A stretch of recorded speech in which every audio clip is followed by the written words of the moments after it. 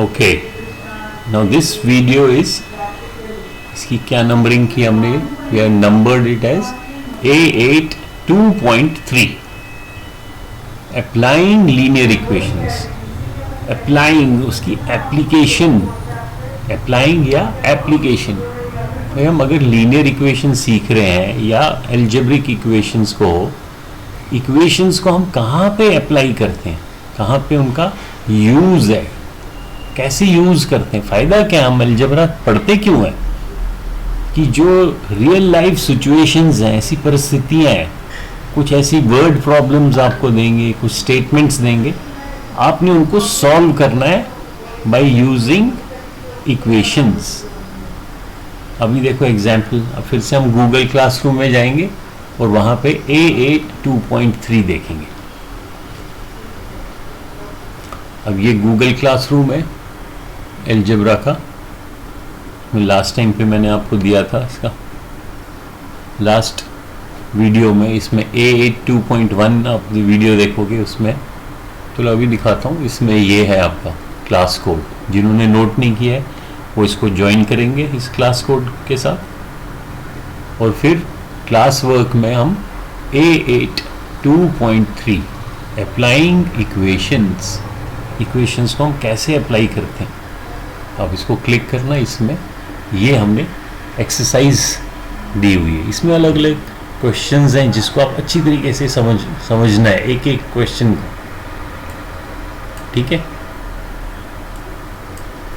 तो एक एक क्वेश्चन को आपने समझना है। देखो जो भी ये स्टेटमेंट सम्स हैं, इनको कैसे सॉल्व करना चाहिए, ये मैंने लास्ट टाइम भी एक वीडियो में सिखाया था कि इसमें कुछ इंफॉर्मेशन आपको दी होती है, तो हम बोलते हैं गिवन इंफॉर्मेशन, गिवन। और कुछ इंफॉर्मेशन आपको फाइंड करनी होती है, कैलकुलेट करनी होती है, या खुद अपना दिमाग लगाना है और उसमें से फाइंड करना है, मालूम करना है। और कुछ इंफॉर्मेशन दी हुई है, तो पहले इनको अलग अलग लिखना चाहिए रफ कॉपी में, या फेयर में भी लिख लो। अभी सेंटेंस पढ़ना चाहिए आराम से। If you subtract 1/2 from A number, कोई भी एक नंबर से आप 1/2 को सबट्रैक्ट करो, इफ अगर आप करते हो, एंड मल्टीप्लाई द रिजल्ट, और जो आपका आंसर आता है उसको आप मल्टीप्लाई करते हो, पहले सबट्रैक्ट करते हो फिर आंसर को मल्टीप्लाई करते हो बाय किससे, 1/2। फिर देखो फिर कॉमा है, सेंटेंस को आराम से पढ़ना है। 0.5 क्या पढ़ना है, ये कॉमा के बाद यू गेट 1/8, फिर ये फुल स्टॉप है। तो यहां तक जानकारी आपको गिवन है फर्स्ट सेंटेंस में, जहां पे फुल स्टॉप। इसके बाद पूछ रहा है व्हाट इज द नंबर, जो ये कह रहा है कि फ्रॉम अ नंबर, किसी एक नंबर से आपने कुछ सब्ट्रैक्ट करना है, फिर उसके आंसर को मल्टीप्लाई करना है और आपको ये मिलेगा। ये तो जानकारी दी है इसने। लास्ट सेकंड सेंटेंस में फुल स्टॉप का बड़ा इंपॉर्टेंट है, यहाँ ध्यान से ढूंढना चाहिए कहाँ है फुल स्टॉप। दैट मीन्स यहाँ पे ये सेंटेंस, इसको ब्रैकेट में बेशक लिख दिया, यहाँ एक जानकारी आपको दी है, इस पूरे को ध्यान से समझना है। फिर नेक्स्ट सेंटेंस में पूछा है व्हाट इज द नंबर। तो अलजेब्रा में क्या करते हैं हम, जो चीज़ फाइंड करनी है, जैसे व्हाट इज द नंबर, हमें उस नंबर को फाइंड करना है। जो भी हमें ढूंढना होता है उसी को हम वेरिएबल मानते हैं, हम उसको एक्स बना देते हैं, फिर एक्स की वैल्यू फाइंड करते हैं, तो हमें सॉल्यूशन मिल जाता है। अभी देखो यहाँ पे अगर हम देखेंगे,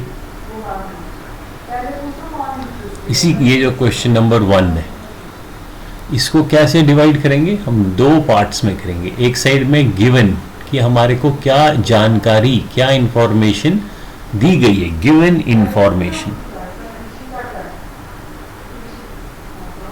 और दूसरी साइड में लिखा है फाइंड, हमें क्या फाइंड करना है। फाइंड क्या, मैं क्वेश्चन मार्क लगाता हूँ। सो दिस शोज कि हमें ये चीज ढूंढना है। तो 2 हिस्से कर दिए।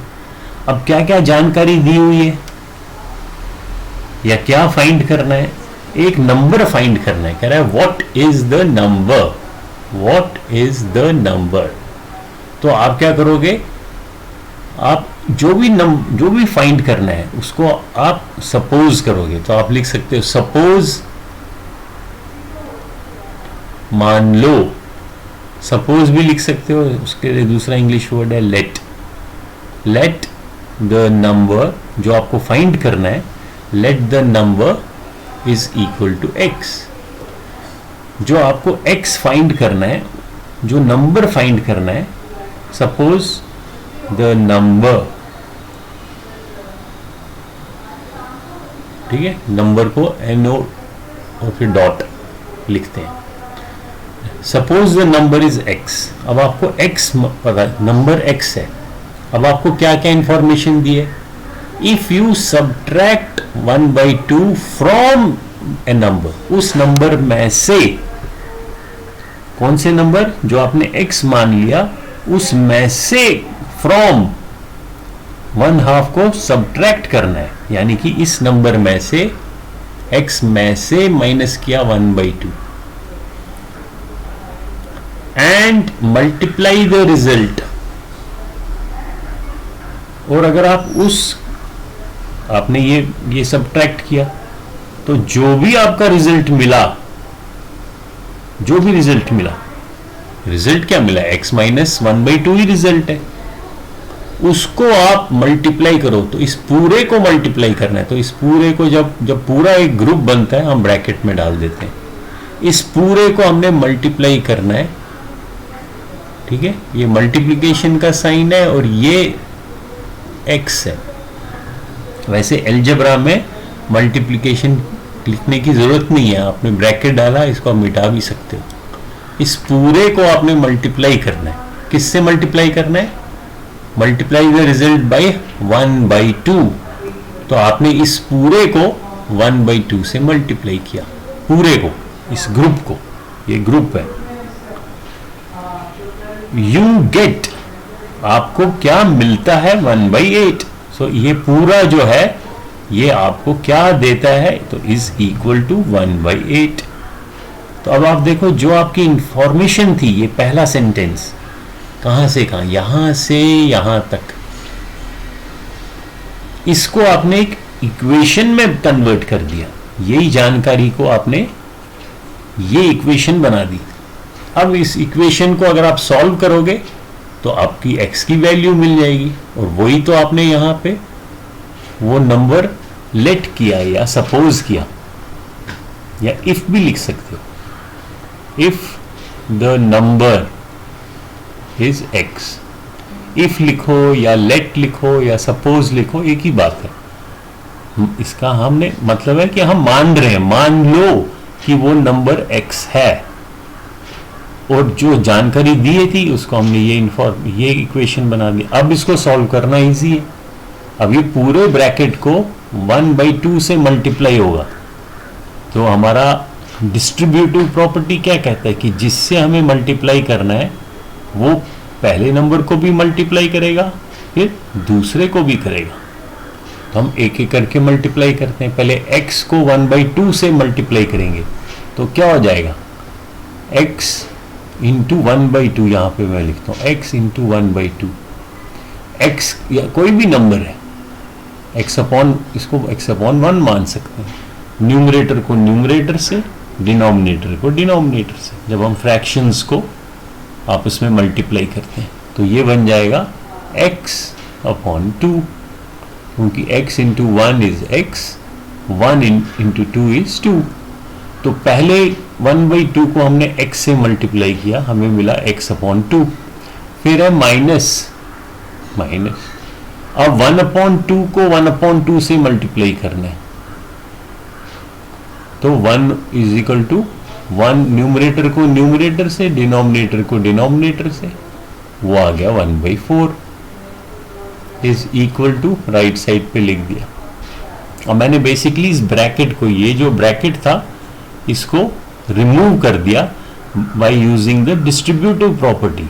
जिससे मल्टीप्लाई करना था, मल्टीप्लाई इससे करना था, तो एक एक जो अंदर जितने भी नंबर्स थे उन सबों को, जितने भी टर्म्स थे उन सबों के साथ इसको मल्टीप्लाई किया, तो मेरे को ये इक्वेशन मिल गई। अब देखो इक्वेशन में वेरिएबल लेफ्ट साइड में हमारे इस साइड में ये रहा, और इसमें क्या क्या ऑपरेशन हो रहा है, एक तो डिवीजन का हो रहा है और एक सब्ट्रैक्शन का हो रहा है। तो पहले किसको हम अनडू करेंगे, हमने सीखा है कि बॉड मास लिखेंगे, जब हम ऑपरेशन करते हैं डू तब तो बॉड मास लगाते हैं, जब हम अनडू करते हैं, अब ये x की वैल्यू फाइंड करने के लिए हमने जो भी ऑपरेशन इसमें ऑलरेडी किया हुआ है वो ऑपरेशंस को हमने अनडू करना है, तो एक एक करके अनडू करेंगे। पहले किसको करेंगे, अनडू उल्टी डायरेक्शन में चलते हैं, पहले सब्ट्रैक्शन फिर मल्टीप्लिकेशन, तो पहले हम इसको करेंगे सब्ट्रैक्ट। सो हम क्या करेंगे, x/2 -1/4। अब जो ये सब्ट्रैक्ट किया है इसी को मैं प्लस कर देता हूं, इन्वर्स करता हूं। सब्ट्रैक्ट मैंने 1/4 किया है 1/4, तो मैं एडिशन भी वही सेम नंबर करूंगा 1/4 को। और अगर मैंने लेफ्ट साइड में 1/4 एक नंबर है उसको ऐड किया, तो मेरे को जो राइट में नंबर है उसको भी सेम ऑपरेशन करना पड़ेगा, तो इसको भी मैं 1/4 से ऐड करूंगा। अब यहां देखो, इसको अनडू करने का क्या मतलब है, जब मैंने ये सब्ट्रैक्शन और इसको एडिशन किया तो ये आपस में कैंसिल हो गया, तो लेफ्ट साइड में मिला मेरे को x/2, राइट साइड में क्या मिला, अब दो फ्रैक्शंस हैं, अनलाइक फ्रैक्शंस हैं, तो हम एलसीएम निकालेंगे। 8 और 4 का एलसीएम 8 होगा, तो ऊपर आ गया 1 प्लस 8 को 4 से डिवाइड किया 2 into 1 is 2। ये क्या मिला, 2 + 1 is 3/8। दैट मीन्स x/2 किसके बराबर हो गया, 3/8। अब देखो इक्वेशन ऐसा ऐसा सॉल्व हो रही है। एक ऑपरेशन जो सब्ट्रैक्शन था उसको मैंने इन्वर्स कर दिया, उसको मैंने ऐड कर दिया, अब मेरे पास ये बच गया। अब मेरे पास डिवीजन का ऑपरेशन है, ये क्या है, ये डिवीजन है। अब मैं इसको क्या करूंगा, इसको मैं फिर से इन्वर्स करूंगा। अब जो ये डिवीजन है, सो x/2 डिवीजन का इन्वर्स क्या होता है, मल्टीप्लिकेशन, तो मैं किससे मल्टीप्लाई करूंगा, x को क्या हो रहा है, यहां x को 2 से डिवाइड कर रहा हूं, ये x/2, और इसको इन्वर्स मतलब इसी x को मैं 2 से मल्टीप्लाई करूंगा। सो ये जो नंबर है ये x/2, इसको मैं 2 से मल्टीप्लाई करूंगा, तो मैं कैसे लिखूंगा, x/2। अगर मैंने इसको मल्टीप्लाई 2 किया तो जो राइट साइड में है 3/8 उसको भी मुझे 2 से मल्टीप्लाई करना पड़ेगा, तो ये 2 और ये 2 कैंसिल हो गया, इसीलिए तो मैंने अनडू किया था।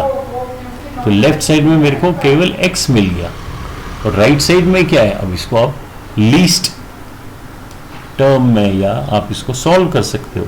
2 1 ज़ा 2, 2 4 ज़ा 8, 3 1 ज़ा 3, और ये 4 नीचे, तो मेरे को x की वैल्यू मिल गई। तो जो हमें क्वेश्चन पूछा था कि what will be that number, तो हमने x की वैल्यू फाइंड कर दी 3/4।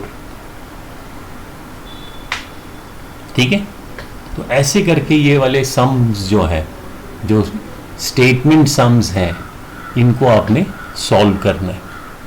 जैसे ये दिया है, perimeter of a rectangular swimming pool is 154 metre, तो यहाँ पे फुल स्टॉप है, यहाँ पे रोकना चाहिए, यानी कि ये एक इंफॉर्मेशन आपको गिवन है, तो ये गिवन इंफॉर्मेशन में लिखो। ठीक है,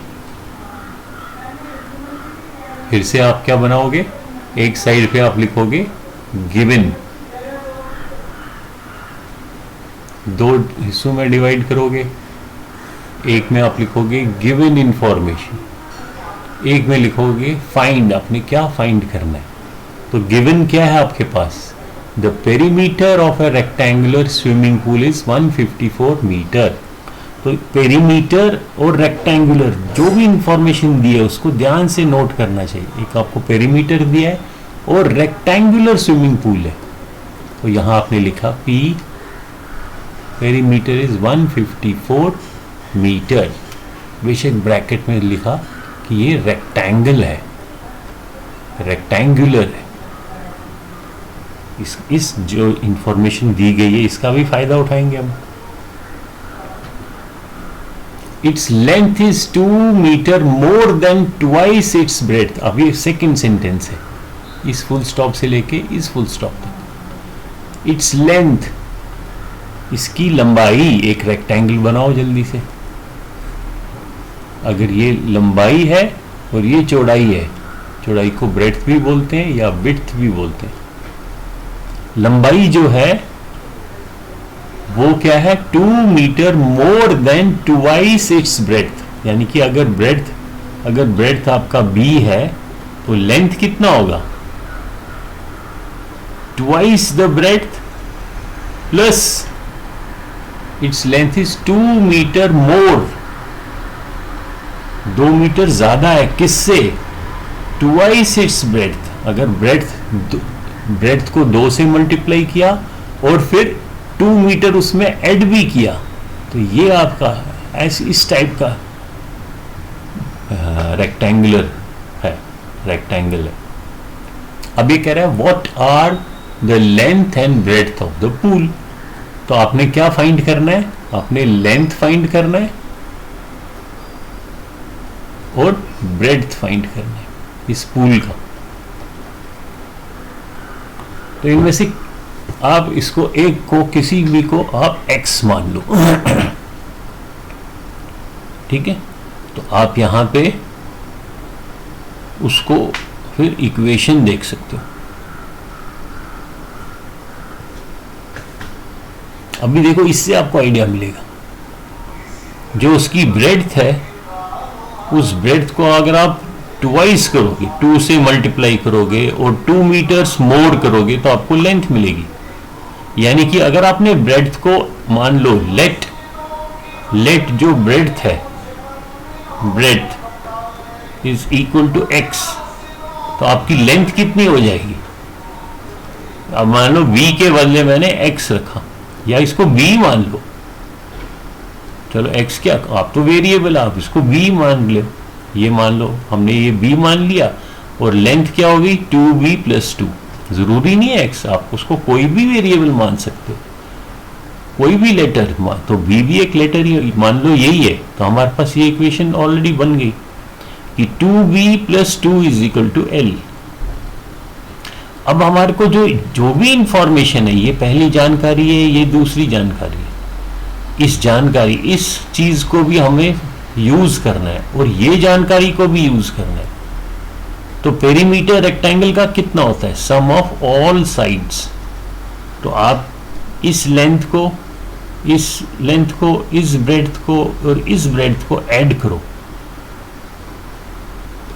एक लेंथ प्लस एक ब्रेड्थ प्लस दूसरी लेंथ प्लस फिर से ब्रेड्थ। अब ये लेंथ जो है ये b के शक्ल में आप लिखो। आपको मालूम है L क्या है, L है 2b + 2। तो इस लेंथ के बदले मैंने इसको b में कन्वर्ट किया।